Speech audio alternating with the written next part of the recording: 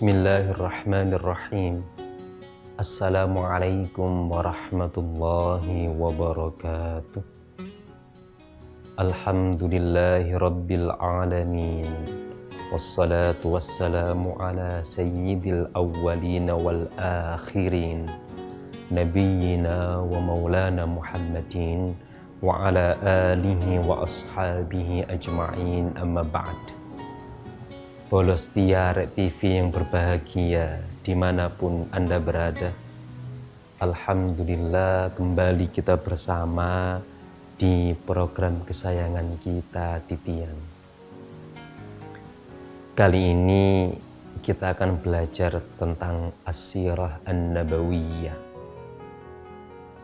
tentang sejarah baginda Nabi Muhammad sallallahu alaihi wasallam sebagai sosok yang agung, manusia termulia, penutup para nabi dan rasul, dan idola kita semua sebagai umat beliau sallallahu alaihi wasallam. Di antara cara untuk menumbuhkan kecintaan kita kepada baginda Nabi Muhammad sallallahu alaihi wasallam adalah dengan perkaya wawasan kita, perkaya bacaan kita tentang sejarah kenabian. Supaya kita tahu betapa baginda Nabi itu sayangnya sama kita, cintanya sama kita, kasihnya sama kita itu unlimited loh. Unlimited. Tentu jika kasih sayang baginda dideskripsikan dalam kata mungkin tak mampu. Tapi paling tidak ada beberapa sirah nabawiyah yang merekam ekspresi-ekspresi baginda Nabi, ekspresi sayang, cinta, kasih baginda Nabi Muhammad sallallahu alaihi wasallam untuk kita semuanya. Akan saya sajikan 3 kejadian di mana meskipun unlimited kasihnya baginda Nabi itu, akan saya sajikan 3 wujud betapa baginda Nabi itu Masya Allah. Allahumma salli ala sayyidina Muhammad. Yang pertama adalah dalam peristiwa hijrah ke Taif ya. Kalau dalam As-Sirah An-Nabawiyah As-Sahihah karya Ad-Doktor Akram Diya Al-Umri, momentum hijrah baginda dari Makkah ke Taif itu sekitar bulan Syawal tahun ke-10 kenabian.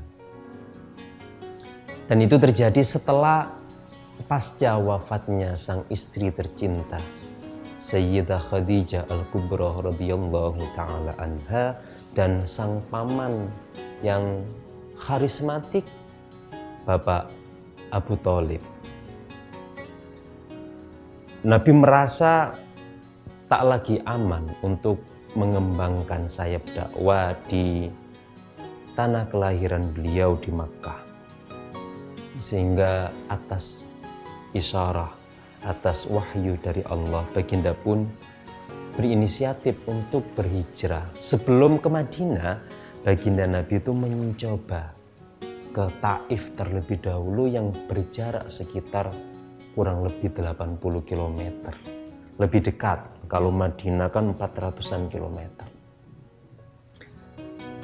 Nabi menduga, berharap betul bahwa penduduk Taif akan menyambut beliau, akan menerima beliau, akan welcome kepada beliau. Tetapi nyata-nyatanya boloh 180 derajat dari apa yang diduga oleh baginda Nabi. Begitu sudah mulai memasuki Taif, baginda Nabi ternyata dihujani, dilempari dengan batu. Dan praktis ini membuat beberapa fisik baginda Nabi Muhammad membuat beberapa bagian tubuh suci baginda Muhammad sallallahu alaihi wasallam itu terluka dan berlumuran darah. Di saat inilah sang partner malaikat Jibril alaihissalam matur kepada Allah, ya Allah, jika panjenengan memperkenankan, saya akan memberikan bantuan kepada kekasih engkau Habibuka Muhammad sallallahu alaihi wasallam, dan saya akan menggait malakul jibal, malaikat yang menjaga gunung di Taif. Malaikat Jibril pun turun bersamaan dengan beliau malakul jibal.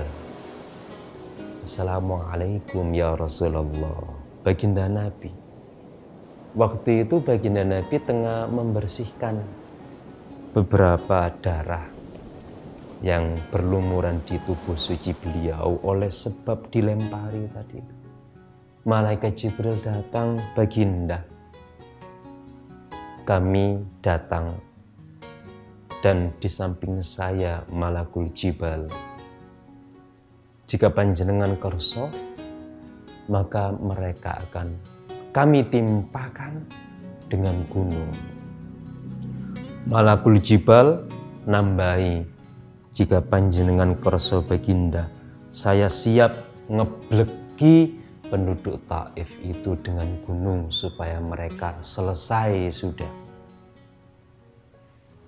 Seandainya, sebentar, sebelum saya lanjutkan, Paul, seandainya yang seperti ini itu benar-benar terjadi, meskipun kemungkinan untuk terjadi itu hampir, ya bukan hampir, mustahil deh malaikat Jibril itu setelah baginda itu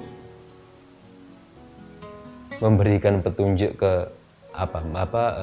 memberikan pertolongan ke manusia.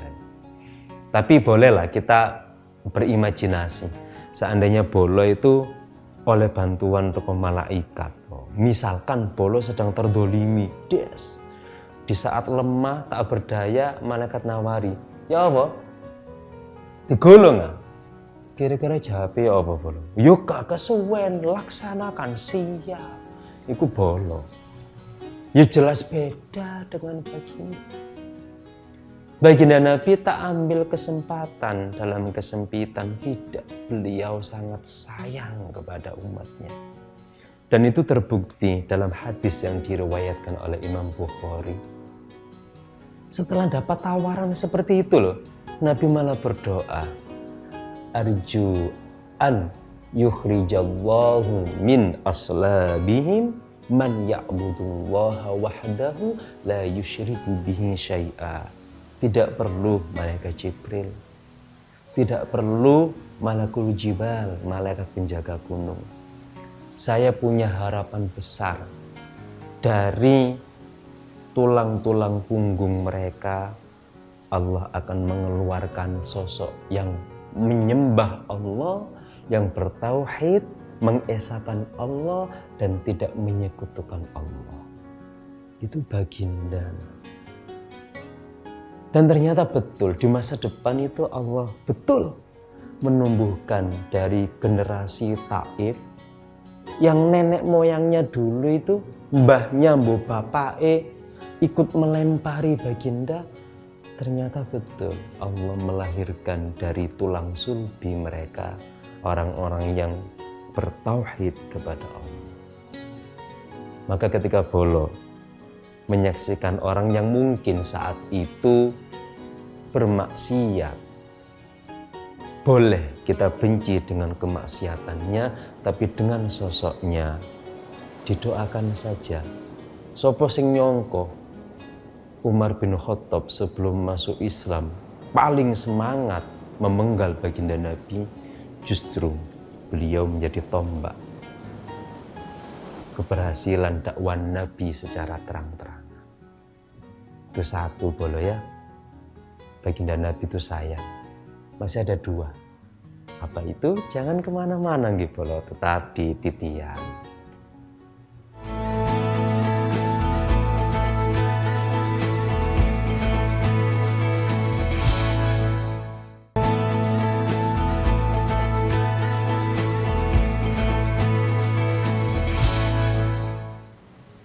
Jadi gitu bolo nggih.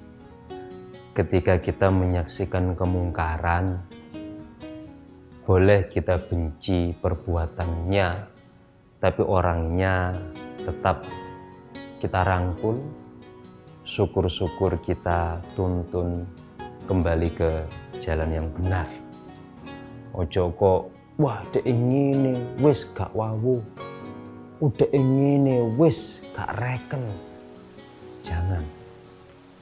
Boleh benci perbuatan, tapi orangnya tetap kita doakan sebagaimana baginda Nabi tadi.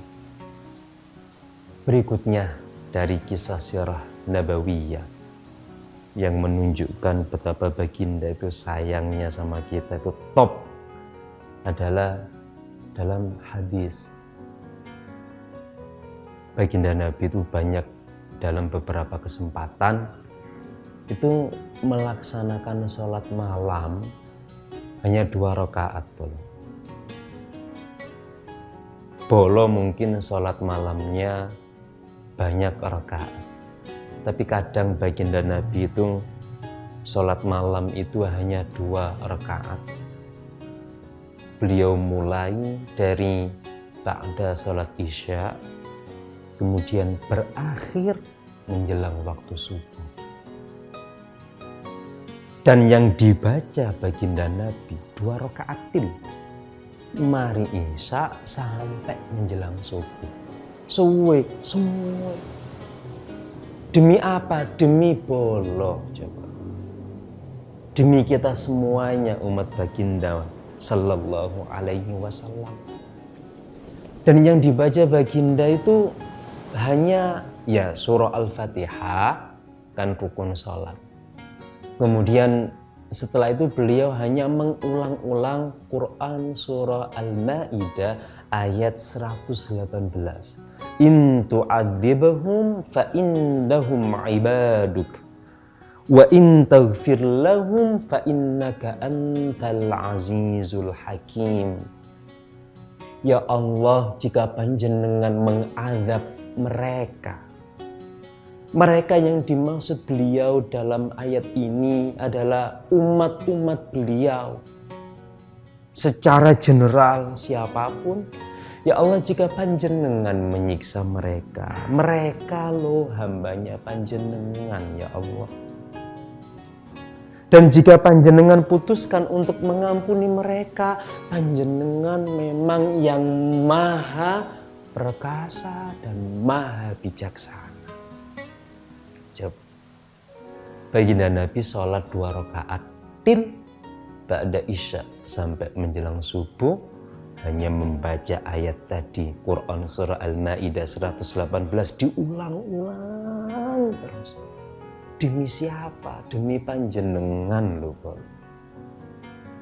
Baginda Nabi membaca ayat itu, mengulang itu sampai bercucuran air mata beliau. Sampai basah semuanya pakaian beliau.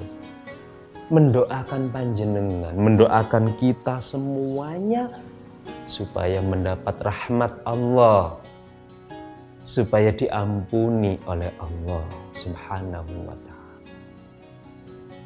Yang kedua, betapa baginda Nabi itu Masya Allah, jos pokoknya, hebat. Yang ketiga,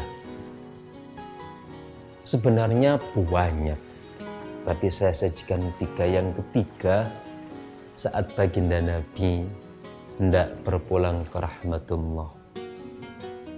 Kalau dalam kitab Sirah Nabawiyah, baginda Nabi itu kan wafat di tanggal 12 Rabiul Awal, hari Senin bolo, dan sekitar waktu duha. Itu baginda Nabi menjelang wafat itu kerawuhan malaikat Jibril. Ya Rasulullah, baginda, saya sampaikan salam dari Allah Subhanahu wa ta'ala. Kira-kira kalau dapat salam dari Allah itu jawabnya gimana, Bol? Kalau bolo dapat salam dari orang kan jawabnya bisa Waalaikumsalam. Atau kalau orangnya nggak ada, wa alaihissalam. Gitu. Lalu bagaimana kalau mendapat salam dari Allah? Tahu dah. Ya baginda Nabi tadi. Baik, cara menjawab salam dari Allah itu sebagaimana doa tahiyat. At-tahiyyatul mubarakatus salawatut tayyibatu lillah. Itu cara menjawab salam dari Allah. Nah, baginda jenengan dapat salam dari Allah. Dijawab sama baginda. Kemudian malaikat Jibril kembali menginformasikan baginda, dipersilahkan kepada panjenengan untuk memasuki surga sesuai yang panjenengan kehendaki. Baginda Nabi tanya, umatku bagaimana Jibril?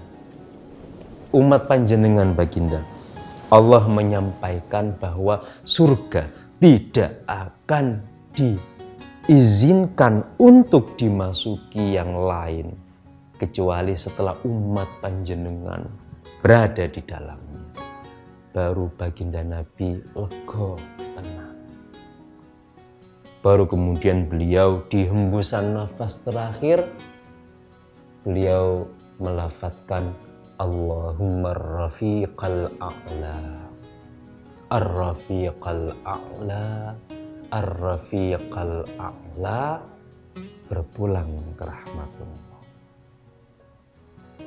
Ar-rafiqal a'la itu maksudnya apa? Baginda Nabi itu ingin dikumpulkan dengan mereka-mereka yang saleh. Sebagaimana tersebutkan di Al-Quran surah An-Nisa ayat 69. Minan nabiyyin was-siddiqin wasyuhada was-salihin wa hasuna ulaika rafiqa. Itu baginda Nabi boleh ya. Ar-rafiqal a'la. Ya Allah, mohon panjenengan kumpulkan saya dengan hamba-hamba panjenengan yang saleh. Tuh. Coba baginda Nabi hendak berpulang ke rahmatullah bolo. Tetap yang diingat adalah kita, yang diingat adalah panjenengan. Itu tiga bentuk betapa kasih sayang baginda Nabi itu untuk kita itu top. Bukan hanya tiga sesungguhnya, banyak, unlimited. Sekarang kita kan sudah mendapatkan kasih sayang yang demikian hebat nih. Sebagai umatnya, apa yang harus kita sikapi? Membalas? Tidak mungkin. Tapi tetap berupaya untuk menyambut kecintaan baginda Nabi, itulah yang mestinya kita lakukan. Kalau balas 1 banding 1, aduh gak mungkin sanggup. Paling tidak kita harus menyambut kecintaan baginda Nabi yang hebat tadi loh, dengan sambutan kita yang mudah-mudahan juga baginda Nabi berkenan itu semua. Dengan apa? Dengan beberapa hal yang akan saya lanjutkan setelah ini. Jangan kemana-mana bolongge, tetap di Titian.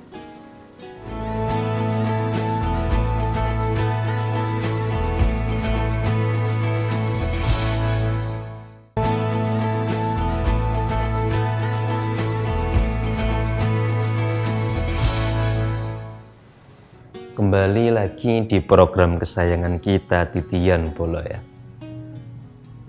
Sebagai umat tentu kurang ajar kalau tidak menyambut cinta baginda Nabi yang dahsyat tadi. Lalu bagaimana caranya kita menyambut kecintaan itu? Paling tidak ada 3 hal yang direkomendasikan oleh banyak ulama ya. Yang pertama adalah dengan mengekspresikan kegembiraan di hari lahir baginda Nabi Muhammad sallallahu alaihi wasallam. Mengekspresikan kegembiraan di bulan Rasulullah bulan Rabiul Awal, atau bulan Maulud, atau bulan Maulid. Itu bagian dari cara menyambut kecintaan baginda Nabi untuk kita. Ekspresikan kegembiraan itu. Dan yang paling baik adalah momentum Maulid Nabi itu kita gunakan untuk mendalami profil baginda Nabi Muhammad sallallahu alaihi wasallam. Karena apa? Karena dengan mendalami profil, dengan membaca buku-buku sejarah, baik itu melalui hadis-hadis sahih dalam kitab Sahih Bukhari atau kitab Sahih Muslim atau dalam kitab-kitab As-Sirah An-Nabawiyah, semakin kita itu mengenal sosok baginda, maka semakin kita itu mengidolakan baginda. Semakin cinta kita kepada baginda itu juga semakin tinggi, semakin tinggi, semakin tinggi. Oh, kalau nggak kenal, lalu bagaimana untuk bisa cinta? Supaya kenal, perkaya wawasan kita tentang As-Sirah An-Nabawiyah. Itu satu, cara menyambut kecintaan baginda Nabi kepada kita dengan berbahagia di bulan Rasul, bulan baginda Nabi dilahirkan. Yang kedua adalah dengan memperbanyak membaca sholawat kepada baginda Nabi Muhammad sallallahu alaihi wasallam. Sholawat itu kan kalau diterjemahkan adalah sebuah doa. Ya Allah, mohon panjenengan rahmati baginda Nabi. Bukan berarti baginda Nabi itu butuh didoakan, tidak. Beberapa ulama sufi itu mengilustrasikan saat kita bersolawat itu seolah-olah kita itu sedang membangun segitiga cinta kasih, yang mana di paling atas, sudut atas adalah Allah Subhanahu wa Ta'ala, sudut kanan adalah baginda Nabi Muhammad, sudut kiri adalah kita saat bersolawat. Ketika kita bersolawat, kita itu kan membangun hubungan dengan baginda, seret. Kemudian Allah melihat kekasihnya, melihat ada orang sayang kepada kekasihnya, mengingatnya dengan membaca salawat, Allah juga akan menurunkan rahmat bagi yang baca itu. Dan rahmat juga bagi baginda. Jadi seolah-olah itu kalau sedang bersolawat, terbentuklah segitiga cinta kasih antara Allah, baginda, dan orang yang bersolawat itu. Solawat itu satu-satunya ibadah yang, kalau semua ibadah itu kan ikut baginda, sholat ikut baginda, puasa ikut baginda, semuanya dalam syariah itu ikut baginda. Cuman solawat kita langsung mengikuti Allah sebagaimana di Al-Quran, innallaha wa malaikatahu yusholluna 'alan nabi. Jadi yang meneladankan bersolawat itu Allah sendiri. Dan dalam hadis yang diriwayatkan oleh Imam Nasa'i dari Anas bin Malik, baginda Nabi itu dawuh begini, man shalla alayya salatan wahidatan sallallahu alaihi asyra salawatin. Barang siapa membaca satu salawat kepadaku, untukku, maka Allah akan membalas salawatnya dengan 10 kali. Wa khutat anhu asyru khati'atin, dan 10 keburukan orang yang bersalawat itu akan dihapuskan. Wa rufi'at lahu asyru darajatin, dan 10 derajat Allah naikkan. Loh, coba. Salawat 1 kepada baginda, Allah balas 10 kali. Des untuk kita, 10 kesalahan kita diiris, dihapus. Kemudian 10 derajat kehidupan kita, kualitas kita itu dinaikkan. Satu sholawat top. Belum lagi di hadis yang diriwayatkan oleh Imam An-Nawawi dalam kitab beliau Al-Majmu' dari Abu Hurairah. Ma min muslimin yusallimu alayya illa raddallahu alayya ruhi hatta arudda alaihi salam. Tak satu pun seorang muslim yang bersolawat kepadaku kecuali Allah mengembalikan ruhku supaya aku bisa membalas salam orang itu. Jadi berdasar hadis ini dari Abu Hurairah ini, jadi ketika kita bersalawat kepada baginda, Allah itu mengembalikan ruh baginda, dan baginda Nabi itu supaya apa? Supaya membalas salam kita. Makanya dalam prosesi pembacaan Maulid ya, di situ ada mahallul qiyam, di mana berdiri dalam rangka seolah-olah menyambut baginda Nabi Muhammad Sallallahu Alaihi Wasallam. Itu ya berdasarkan hadis ini dari Abu Hurairah ini. Itu boleh ya. Solawat. Wis toh, solawat itu hebat tenan. Kemudian yang ketiga ya, di antara cara untuk menyambut kecintaan baginda Nabi untuk kita adalah dengan semampunya itba'u Rasulillah, semampunya meniru baginda Nabi Muhammad Sallallahu Alaihi Wasallam, meniru sifat terpujinya atau sunnah-sunnah yang beliau ajarkan untuk kita. Sunnah salat, sunnah-sunnah ini kan banyak, berpenampilan baik, wangi, menyenangkan orang, itu juga bagian dari sunnah-sunnah baginda Nabi Muhammad Sallallahu Alaihi Wasallam. Jadi ini 3 hal boleh ya yang direkomendasikan oleh banyak ulama untuk menyambut kecintaan baginda Nabi untuk kita. Rekomendasinya 3 hal. Ekspresikan kegembiraan di hari kelahiran baginda Nabi dengan perkaya wawasan tentang profil baginda, supaya semakin kenal, semakin sayang, semakin mengidolakan. Kedua, berbanyak membaca salawat dimanapun, kapanpun. Salawat ini ampuh margimpah gimpuh. Wes toh, sip. Yang ketiga adalah semampunya kita hidupkan sunnah-sunnah baginda Nabi. Boleh pilih, kan banyak tuh pilihan sunnah. Kalau sholat sunnah berat, pilih deh sunnahnya baginda Nabi yang pas dengan saya apa ya. Oh, pas makan happy, itu juga sunnahnya baginda Nabi. Kalau makan itu saweneng, alhamdulillah, itu juga sunnah baginda Nabi. Mungkin manfaat, dan semoga kita semuanya diakui baginda sebagai umatnya dan mendapatkan syafaat beliau nanti. Selamat, beruntung mendapat syafaat, beruntung menjadi umat baginda.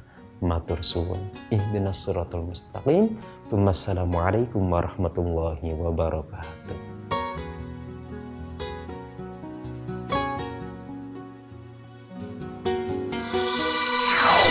TV